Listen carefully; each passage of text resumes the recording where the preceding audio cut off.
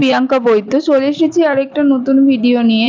তো আজকে আমরা আলোচনা করব তোমাদের কি কি ডকুমেন্টস লাগবে নিট 2024-এর কাউন্সিলিং প্রসেসের জন্য। তো আমি কিন্তু এর আগেও অনেকগুলো ভিডিও বানিয়ে দিয়েছি যে কাউন্সিলিং প্রসেস কীরকম হয় বা কীরকম স্টেপ বাই স্টেপ আমি বানিয়ে দিয়েছি একটা ভিডিও, তো অবশ্যই সেটা দেখে নেবে। আর নিট 2024-এর এক্সপেক্টেড কাট অফ নিয়েও আমি আলোচনা করে দিয়েছি, যারা দেখোনি অবশ্যই সেই ভিডিওগুলো দেখে নিতে পারো। তো আজকে আমরা স্টেট কাউন্সিলিংয়ে কি কি তোমাদের ডকুমেন্টস লাগবে সেগুলো নিয়ে আলোচনা করব। তাহলে চলো স্টার্ট করে দেওয়া যাক। তো প্রথমেই দেখো তোমাদের যেটা লাগবে সেটা হচ্ছে মার্কশিট লাগবে, তোমাদের 10-12-এর যে মার্কশিট সেটা লাগবে, এবং নিটের যে অ্যাডমিট কার্ড যেটা পেয়েছো তোমাদের কাছে আছে সেইটা লাগবে, অ্যাডমিট কার্ডটা লাগবে। অ্যাকনলেজমেন্ট স্লিপ তোমরা যখন কাউন্সিলিং প্রসেস স্টার্ট হবে রেজিস্ট্রেশনের পরে একটা তোমরা স্লিপ পাবে, সেই স্লিপটাও তোমাদের লাগবে।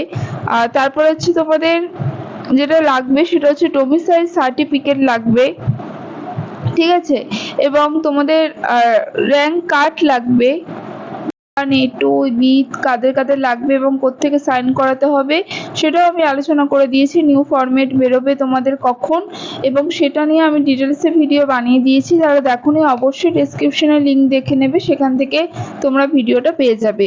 তো আর তোমাদের যেটা লাগবে পাসপোর্ট সাইজ ফটো লাগবে, তোমরা যে ফটোটা তোমরা ফর্ম ফিল আপের সময় যেটা দিয়েছিলে সেই ফটোই কিন্তু আমি আগেই বলেছিলাম যে অনেকগুলো লাগবে, সেই ফটো তোমরা সেম ফটো কিন্তু 8 কপি রাখবে এবং এগুলো কিন্তু তোমাদের এই প্রসেসগুলোতে লাগবে।